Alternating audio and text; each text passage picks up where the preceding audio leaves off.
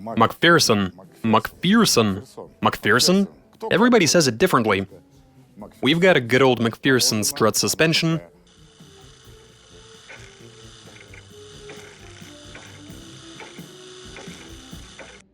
Either fellas. So today I've got... Man, this car doesn't want to leave. This particular hoist. It feels at home here, I guess. Alright, hey. Anyway, you would have seen us put wheel springs on it recently to make the ride soft. We've been trying a bunch of stuff to get that effect, to increase the ride comfort. But no matter what we try, nothing really seems to work. Aside from maybe that dodgy-ass Volga that we made into a dune buggy, the one with the mighty suspension setup.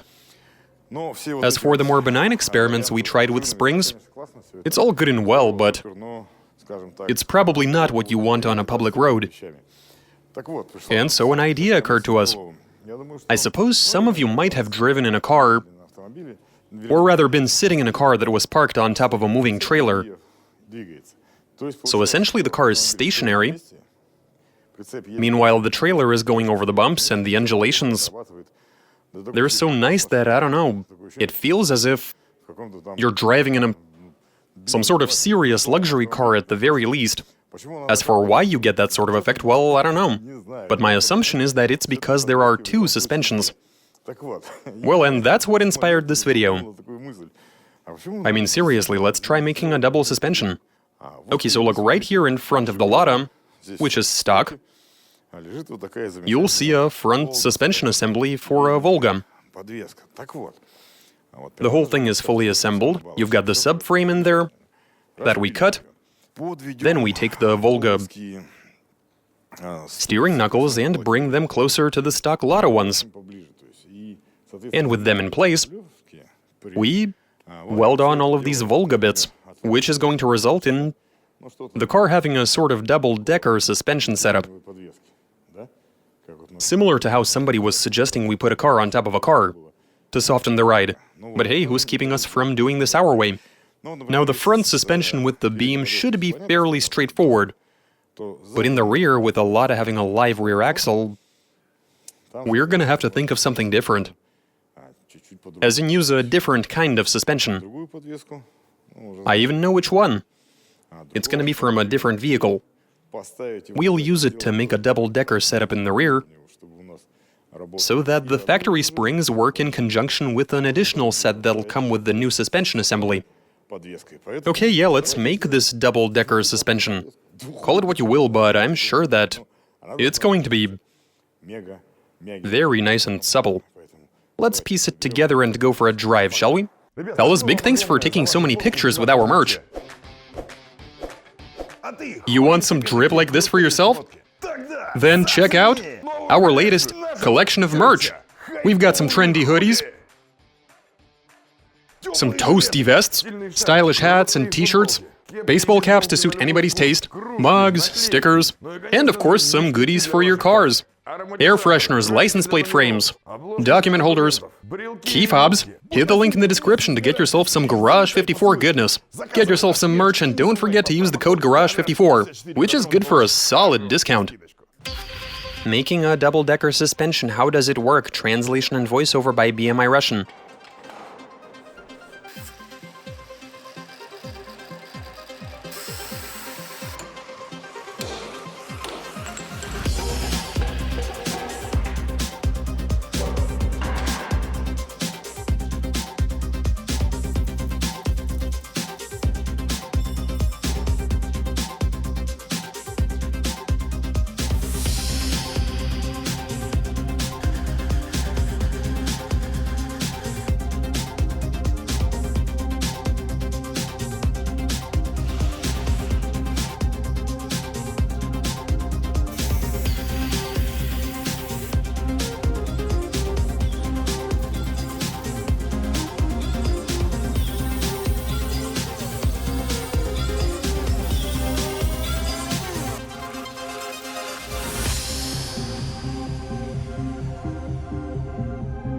Okay, fellas, we've done all the welding up front, and it's all coming together just as we imagined. We took the Volga suspension, we chopped the subframe, and after some deliberation as to which part of it we want to turn, the Lada or the Volga, we've decided to let the Lada components steer for now. So it's all shaping up pretty much like we envisioned. As for the rear end, it's kinda wobbly, but that's the stock rear axle bouncing around. We did base the entire setup around it after all. We tried as best we could to keep it simple and after so many years, I still can't pronounce it right, and I don't have any problems off camera. McPherson. Everybody says it differently. We've got a good old McPherson strut suspension, and it's a simple layout. We had to make sure the car is able to drive, with it being rear-wheel drive. And so we took a suspension assembly from a... It's from a front-wheel drive car, as I'm sure you can tell.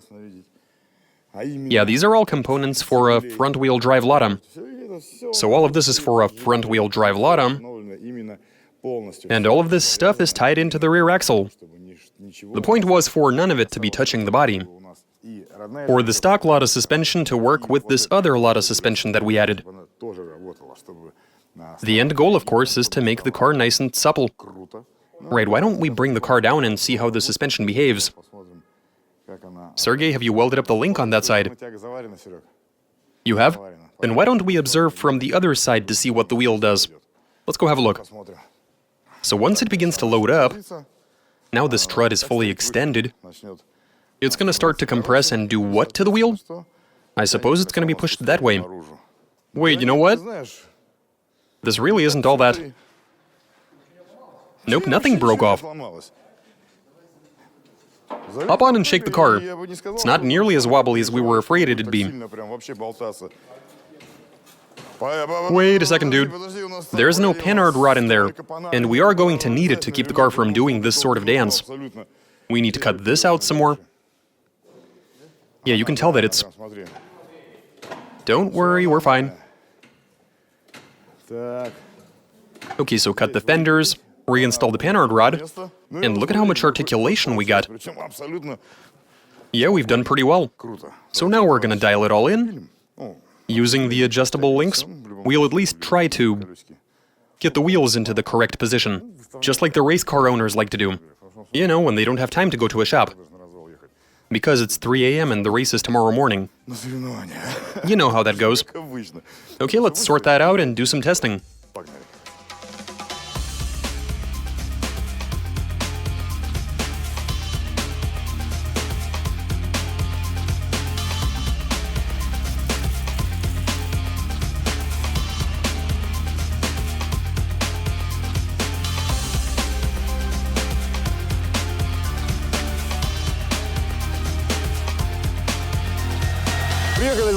Okay, fellas, we've made it to one of our go-to fields that we often use for testing these types of cars.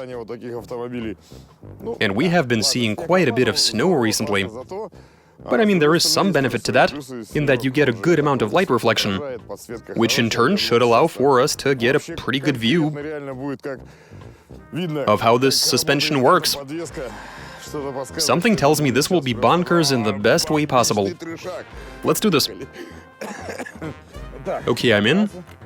We're good. The car is running.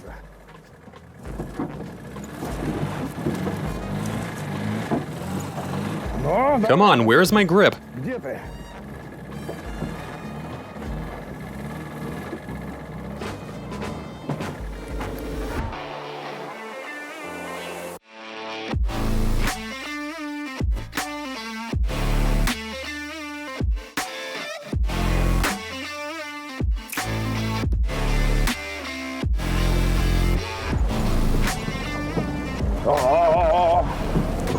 Okay, there we go.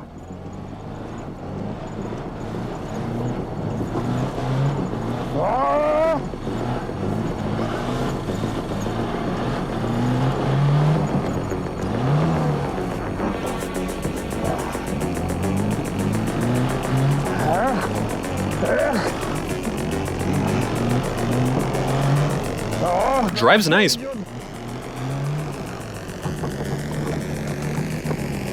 It's been a while.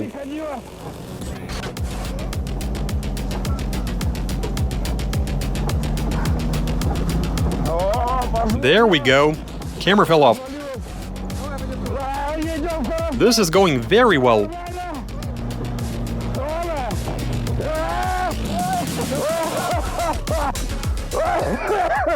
Something went wrong there. Overall, it wasn't bad though. That was awesome.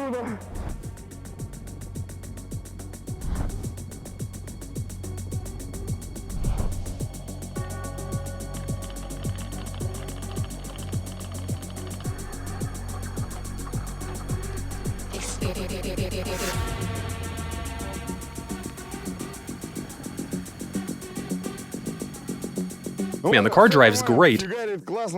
Though, of course, we weren't able to get up to a really high speed, like 90 kilometers an hour. That's because the snow is...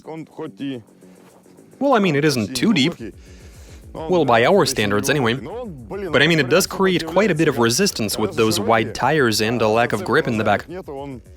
Basically, the front tires plow into the snow and keep us from accelerating, though I sort of got going at the top of second. As for the suspension itself, it was sublime. The boys were... They were sitting in the back like this. But only up until the back end steps out and all of a sudden you've got snow coming into the cabin. Not a very pleasant experience. We still haven't quite gotten used to it. But it's alright. Overall, this is going well. And so now we'd like to make another run, but this one is gonna be... Let's just say with a twist. Okay. We're almost ready to go. I can hold on to this. There's something for me to hit with my teeth. Better not smile too wide. There we go. Man, it's a good thing we've got this open trunk. Yo, where do you think you're going? It'll find its way out. There we are. Come on, let's go. Do a clutch kick. This is so much fun. My head is cold. But we are doing well. As soon as we put some load onto the rear axle, the car found some actual grip. And the car can go much faster now.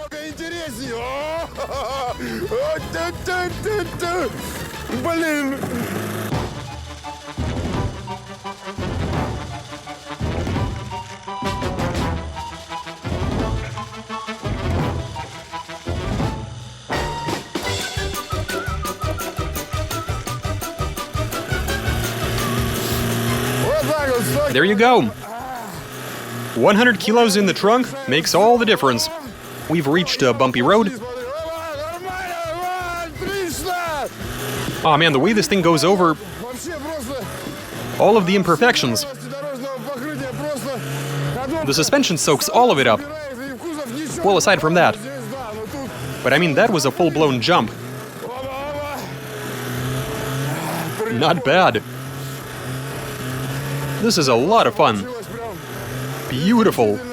And another jump. It's as if we just hit a small bump.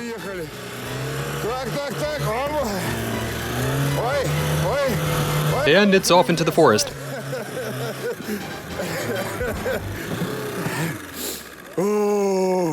That was neat. Well, what can I say, guys? Yeah, this double-decker suspension setup... At the start of the video, I compared this to a car on a trailer, when you are sitting inside the car and it's just floating down the road. Well, with this, you get the exact same effect. Now, of course, it's going to take a hop on the bigger jumps, but even so, I mean, it does this sort of... It goes up and then it comes down without any sort of drama or harshness. It doesn't do anything even remotely unpleasant. It soaks up everything. I mean, granted, yeah, the body does move around a lot, because, well, you can see how we've done this. I promised we'd modify it if we need to, but for now we've gone with... We've decided that the front end has to be a bit higher, to load up the back wheels, and so that we have a bit more traction. But even then, there was barely any grip until I got into the trunk. But as soon as I got in there, we saw some major improvements in the behavior of the car. And what's especially cool is that it wasn't scary to drive at all. That's because all of the motions made by the car are so calm and composed. Awesome stuff. I love how this type of suspension behaves. Maybe we shouldn't even scrap this. Or pull it apart. Instead, I'd like to read your comments on the matter. What do you guys think? What else can we do with it? We will, of course, have to slightly modify the steering system on this. But then, yeah. Feel free to share your ideas in the comments. We'll read them, cook something up, and then go have some fun. Overall, I'd say we've done pretty well here. It all began with the viewers suggesting we put a car on top of a car. Then we decided to go suspension on suspension. And the results are tremendous. And that's all I have for you, fellas. Watch us, subscribe, send in your suggestions, comments, give us a big thumbs up. We gotta finish this somehow. Alright, catch you later. Most importantly, nothing ever broke off. It all stayed in one piece. Everything works, it all held up. Terrific. Catch you later.